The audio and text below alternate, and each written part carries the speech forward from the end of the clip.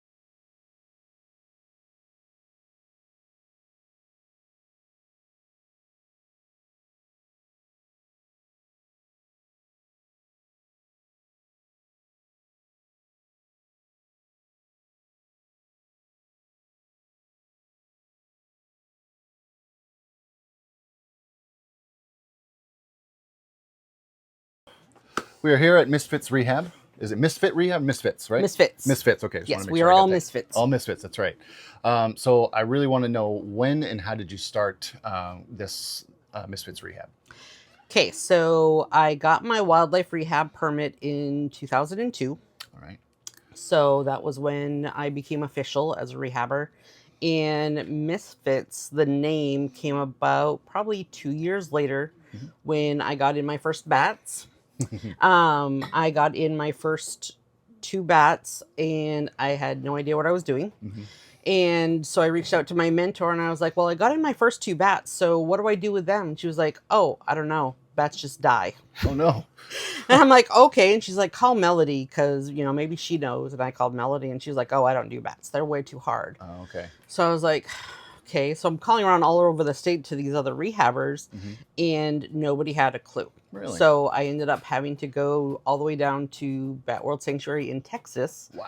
Where I did a 10-day course. It was called Bat World Boot Camp. Oh, no kidding. That's cool. Where I went down there to be trained. And when I came back, I was like, you know what? This is going to be my niche. I will take the misfits that the other rehabbers don't want to take. Okay, So the hard to handle porcupines, the bats that are too small and stuff like that. That's awesome. Yeah. So it's kind of like the land of misfit toys, but misfit animals, right? Exactly. What does make them so hard to work with? They're very small. They have a high metabolism. Okay. So dosing medications, everything is on a tiny scale. Their metabolism is really high, so they need to be fed very frequently. Getting them to eat, some of the species are really difficult to handle. They're a rabies vector animal, so that kind of scares a lot of people away and they don't want to deal with them. Yep, so. That makes sense. So kind of high maintenance a little bit? Yes, very. All right. And you are kind of, you hold them here until they're able to be released, is that right? Yes. Okay. How long on average do they usually stick around? I mean, I'm sure it's variable. But... Yeah, it's very variable. Like squirrels from birth to release is usually about 14 weeks, whereas like a beaver is 2 years before they're ready to be released. So, it really depends on the species of animal. Bats are usually starting to fly at 7 weeks old, Oh, wow, and they're usually on their own about 12 to 14 weeks. 12 to 14 weeks. I do a lot of paranormal investigations at Fort Knox up in Maine. Oh, nice. And there is tons of bats through there. We actually call it getting bat slapped because they'll come through and they'll whack and Yep, that's smack awesome. us, right? They'll tell people don't, rush your hands across the walls because they'll just be they'll be chilling there. And so, yeah. That's very cool. So you said the beavers are 2 years usually? Yeah, Now, they're 2 year. What kind of makes that a thing for them? Is it the age thing? Is it like Nope, it's actually just their development. So like for a beaver, they're really social, and they just grow really slow as far as mentally and emotionally. They're really emotional creatures, and they're with their parents. So they stay the first year and they learn a little bit of the skills about how to be a beaver. But it's not until the second year where they're starting to help raise their new siblings, from the next litter. And they're starting to gather more food, learning how to do their mud mounds, and they just develop new skills on that second year. And then after their second year in the wild, then they leave mom and dad to go find their own territory and their own mates and stuff like that. So that's kind of cool. Yeah. And for you guys, when you are able and ready to release them back into the wild, what is kind of like the checklist that you have to kind of make sure that they're good to go? Appropriate behavior for the species, and definitely one of the biggest things, especially since a lot of them are being hand raised, they have to be scared of people. So we don't want to release a raccoon that's going to go out into the wild and then is going to go up to the neighbor and be like, hey, can I have a marshmallow, and try climbing up their leg, because the person's going to be like, it's rabid, it's coming at me, and shoot it. So we have to definitely make sure all the species have a natural fear of humans, which is difficult since they're being raised by humans. I was going to say that must be one of your biggest challenges, because if you guys are hand feeding them and with them all the time, how do you, if you don't mind me asking, develop that fear with them without being, or in an ethical way, I guess I should say. Yes, exactly. So usually, luckily, because when we're raising babies, that's usually the harder one. If we get an injured adult, they have a natural hatred of us anyway. But when we get in babies, once you distance yourself when they're off their formula and stuff like that, and they're starting to go in their pre-release enclosure outside, we're dealing with them less often, and they're usually a teenager. So a teenager's like, I don't need you anyway. So as long as you give them that space where, people that have forced wildlife to be a pet in the wild, stuff like that, they kind of push the animal past that teenage thing of, no, you will be my friend through this, no matter how angry and temper tantrums you give. So we give them that grace of, okay, you're now having that teenager separation where they would naturally start moving away from mom. That's when we're like, hands off, you give them food, water, clean up, spot clean, and you're not handling them at all. Oh, wow. Okay. So, and then they kind of naturally redevelop that wildness about them? Yep, because they want to be independent and go find their own life. Yeah. I do what I want. Exactly. Typical teenagers. Typical teenagers. Is there any animals that you have here or that you've had over the years that you find are more difficult to create that fear of humans, or like they're just more naturally friendly, like which ones raccoons would definitely be the one that habituate way too easily. Foxes, ironically, are one that is, you have to really be careful. A lot of the canids, like fox, coyote, and stuff like that, you definitely have to make sure that you give that people distance. Because they'll just latch right onto you as far as like emotionally or whatever. Yeah, and you become their food provider, so then they're going to be like, oh, what do you got? Oh, what do you got? And so if you release them out, I'm sure that they would see another person go, hey, what do you got? Exactly. Got any chicken legs over there? Yeah. I remember people giving me a lot of good stuff. Is there any animals that you do not work with? Maybe that because they're too difficult, or just, I don't know, like, is there any ones that you're like, I can't do it? The only ones that I really don't work with at all would be birds. We don't do, because that's a federal permit. Oh, is that right? We do triage for like avian haven, flight plan, and stuff like that. Oh, cool. So anything that's in our area that if they can't get to the actual rehabber of birds for that period of time, we'll triage them for a day or two. Until we can get them where they need to go. Other than that, the only ones that we haven't really done are the big guys like bear, moose. Right. Yeah. So if I mean, would you if you could? I don't have the space for them. Yeah. I would absolutely love to do a bear, but Sure. there's so much involved. I actually took a couple classes on bear rehab, and Oh, I'm no like kidding. so much involved in doing bear because again, you don't want to habituate them. Yeah. And Yeah. they're another one that can habituate pretty easily because you become a food source, and they're very food motivated. Yeah. So Well, yeah. And when you say habituate, you mean be more likely to be friendly with humans? yes, Okay. friendly and inquisitive of humans. So yeah. So how long did it take you to kind of get your, to be fully able to take in animals and rehab them and just gain that knowledge? It was about a year. So like the general process now in Maine, when I took it, it was stupid, absolutely stupid. When I became a rehabber, we had a 10-question test. That's Oh, all we really? had. Really? We didn't have to have a veterinarian that would back us up, which is now a need. You need to have a vet that will sign off saying, yes, I will back up so and so to Excellent. provide medical care, medications, etc. for this person. Perfect. Now it's what is that?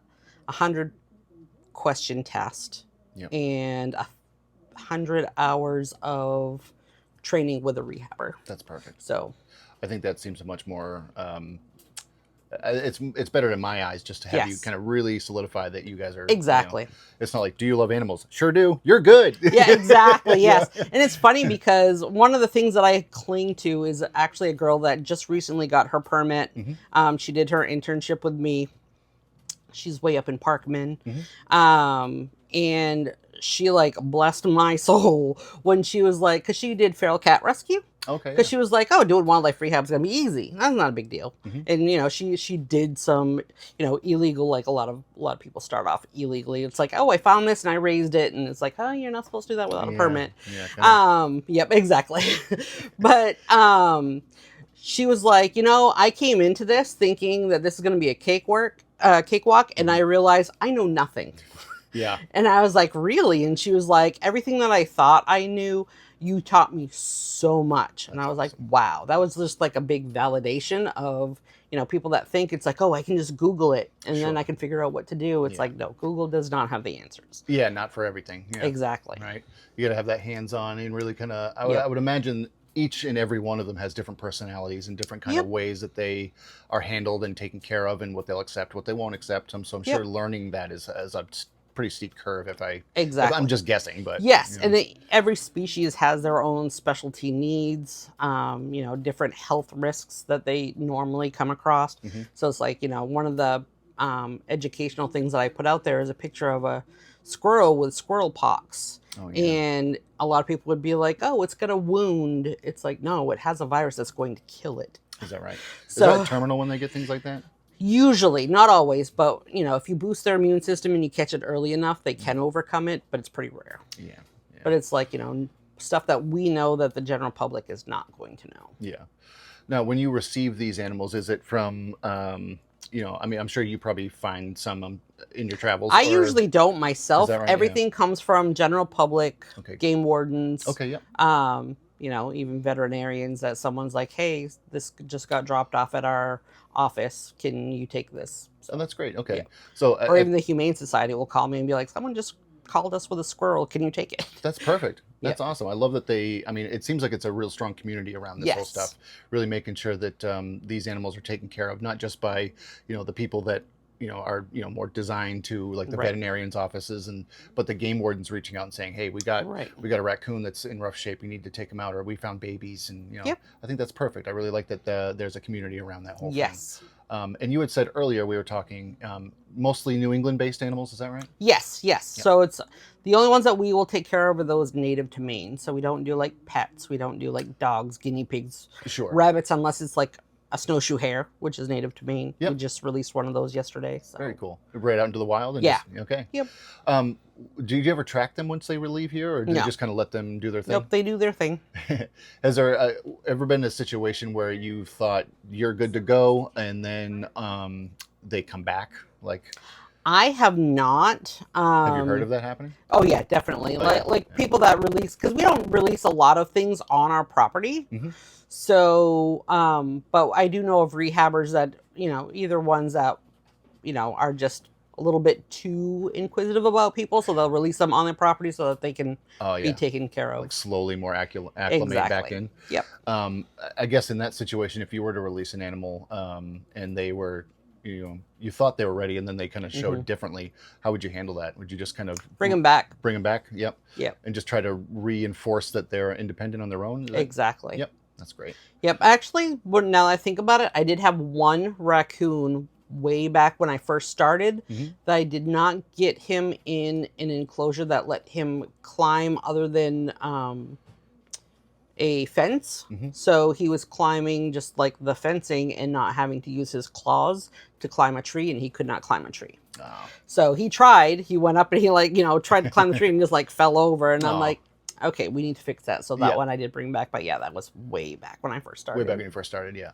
And then my last question about with the animals here is: has there ever been an animal where, and I'm sure this is probably all of them. I think this is probably pretty easy to say, but one that you were just like, it was so unbelievably difficult to let them go. You know what I mean? Like, because you got to get attached to all of them. I can't say that you can't, right? But do you ever find that there was this one in particular where you're like, I just love them so much, I can't release them, but you obviously you have to, right? Right. But, do you know what I'm saying? Like, yeah, and I don't think there was any that was hard to release. I have very memorable releases. Sure, yeah. But I can't say that there was ever one, because it's like, ironically, the ones that I get the most attached to are usually the ones that die. No. Because you get so invested in trying to save their life because they're in such critical, dire straits. Yeah, that makes sense.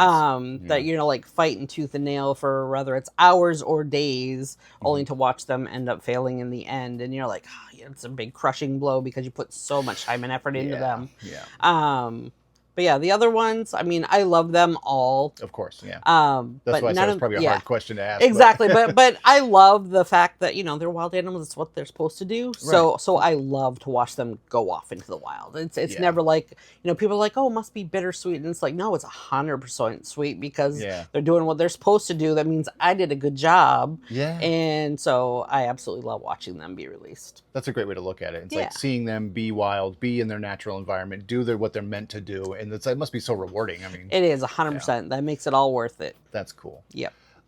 So you are a sponsor for the Maine Paranormal and Horror Convention this year, which is super awesome. It's going to be an amazing time. Yeah, it is. Oh my word. And I'm just curious, how did you get involved with Jeff and Ashley and just kind of contact them? It's funny because I went to the thing last year to the Paranormal and Horror Con.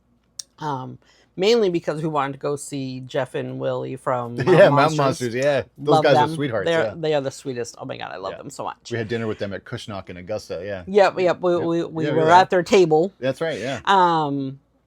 For the VIP. Yeah, absolutely fell in love with them so much more than just watching the shows. Right. Great guys. And because I don't know if it was that Jeff knew me through just doing the wildlife rehab, because he did call me about, I think it was a squirrel, groundhog, something. He called me about some animal anyway. Yeah, that's awesome. And then after they were starting to auction off their posters, they had offered it to Misfits Rehab as one of the auctions that they were doing. Perfect. So we just became friends after that. Yeah. And those guys are sweethearts. Yep. If you guys are watching, you're sweethearts. We love you. Yes. And then, so as far as the paranormal stuff goes, have you ever had a paranormal experience? Many, yeah. Many. There one in particular that stands out for you? I think the most standout one was when I was really young. I was only 7, and my grandmother passed. And my other grandmother, so it's my mother's mother that passed away, my meme, and my Nana, my dad's mom, was babysitting me after that. And my Nan said, because she had a fused leg, so she had a hard time bending over. And she was like, can you pick up that golden back book for Nana? And I went to reach down and I went, no, Meme's reading me that tonight. Oh, wow. And she just kind of looked at me like, okay. And she said that for like that whole week, she'd find like the golden back books under my pillow, and it's because my meme was visiting me every night reading me books. That's awesome. That's sweet. So yeah. That's super cool. Yep, and my meme had visited a few other family members, but my mom was like, I do not want to see my mom Oh pass. no, yeah. And she was one that did not. She never revealed herself to her at all, but No, yeah. her husband she did. One of her sons she did. So Was your mom more skeptical of that, or just didn't want to? Yeah, doesn't want to deal. Not so much skeptical, but fearful. Fearful. I can understand Yes. that. It's so, you know, I'm a medium, obviously, and when I first started getting into some of this stuff, a friend of mine who had passed, I said to him, and kind of, you know, in my, you know, out loud in my head, I was just like, look, don't materialize in front of me, because I will make sounds a grown man should not make. Like I can't see that. That's terrifying. So like I set that boundary. As far as like psychics and mediums, have you ever seen a psychic or a medium? Yes, And many. do you find that you know, what's your thoughts on that? Like, and unfiltered. This is an unfiltered mediumship channel, so you're not going to offend me in any way, shape, or form. But what are your genuine thoughts about all that?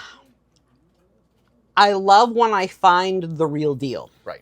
But I'm always skeptical if it's going to be the real deal. Yes. So I even currently have a wonderful lady that I will inquire things in a, you know, tarot readings or whatever, because she has proved to herself many times that she is spot on and pulling things out that normally, if you're trying to fake it, that she says stuff that would not be faked. Exactly. Like one of my key clinchers was when I first found her, because it's funny, I found her on Etsy. Etsy? Of all things. I didn't know you could find psychics and mediums on Etsy. But I was like, oh, look, hey, let's try this one. And I was trying to find a reading for Mike's friend that had just passed. And I was like, I need to give him a message. And so I was like, yeah, let's give this girl a try. And she was doing the regular kind of, you know, where anybody could have gotten away. And then she kind of paused and she went, you know, how do I say this?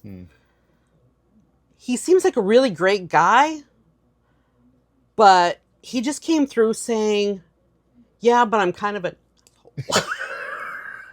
yeah. And I'm like, what person trying to fake this is going to call your loved one that? I mean, yeah. But that was totally his thing. He would always say, yeah, I know. I'm a... you know. You can swear, it's okay. Right. That, I mean, and that's the thing. I am too skeptical of stuff, and I think that it's unbelievably healthy to be skeptical, because unfortunately there are folks that will say things like, "Oh, who's the gentleman that's around you?" And it's like, "Well, why are you asking me?" Right. Exactly. You know? So I think that's a great thing. Yes. And I'm glad that you found her. You know, in Etsy, I never would have expected. Yeah, it was kind of weird. Yeah. And so as far as, you know, because it's the paranormal and the horror, right? Yes. Are you a horror fan? I am 100% a horror fan. So what's your OG like go-to horror movie? I love Freddy. And I love Pinhead. Those are my two. Those are my two main men. That's awesome. So it's funny. My daughter and I, she's 16, right, and we watch horror movies every time she's up.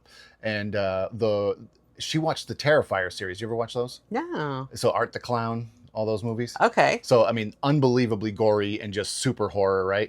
But she watched all those. We watched so many other ones, and the one movie that she told me to turn off was Hellraiser 2. Wow. It was the scene with Julia and the doctor, and and she's like, "Nope, I'm done." That's funny. But Hellraiser, I love those. Yep. That's great. It's funny. The only one that ever really scared me, which it's like after we watched it, was I was like, why was I scared of that? Sure, was what was it called? The Wishmaster. The Wishmaster. And it was at the part where he went to a medium. Okay, yeah. And was like, I want to talk to whoever it was, but it was supposed to be like the devil that he wanted to talk to. And so the girl's like faking it, being like, Mo, blah, blah, blah, doing whatever. And he's like, I'll wait until he's really here. And then her hand like her head smashes on the table, and it sits back up, and her face is like all deformed. And he's like, blah, blah, blah. And I was like, oh crap. Oh my God. Yeah. So that's the one that got you, huh? Yes. And that was like, click, okay, we're done. Yeah, we're done. And then we watched it the next day, and then it wasn't so bad. It took the sting out of it, right? Yep. Yeah. So you, Freddy, you know, Pinhead. Yeah. Do you find that any of the newer horror movies get your attention, or do you think that like, yeah, where do you think that direction's going nowadays? I think my favorite newest one was Malignant. Have you seen that? Oh, yes, I have.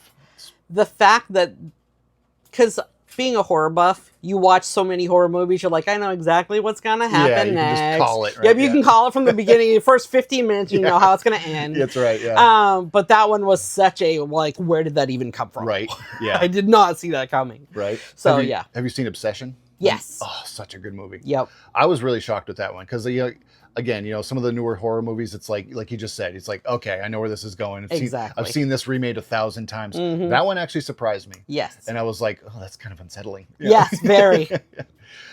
So I can't thank you enough for inviting me here and just talking with me and just being a part of the horror convention, the paranormal and horror convention. It's going to be a blast. It's going to be a great time, and I'm really excited to be able to work with you guys and just help you out. And I appreciate it so much. Oh, absolutely. As you can see, we need it. Well, all the help. And to make sure that these animals are taken care of and that you guys are taken care of, to be able to take care of them, I think it's super important what you guys are doing.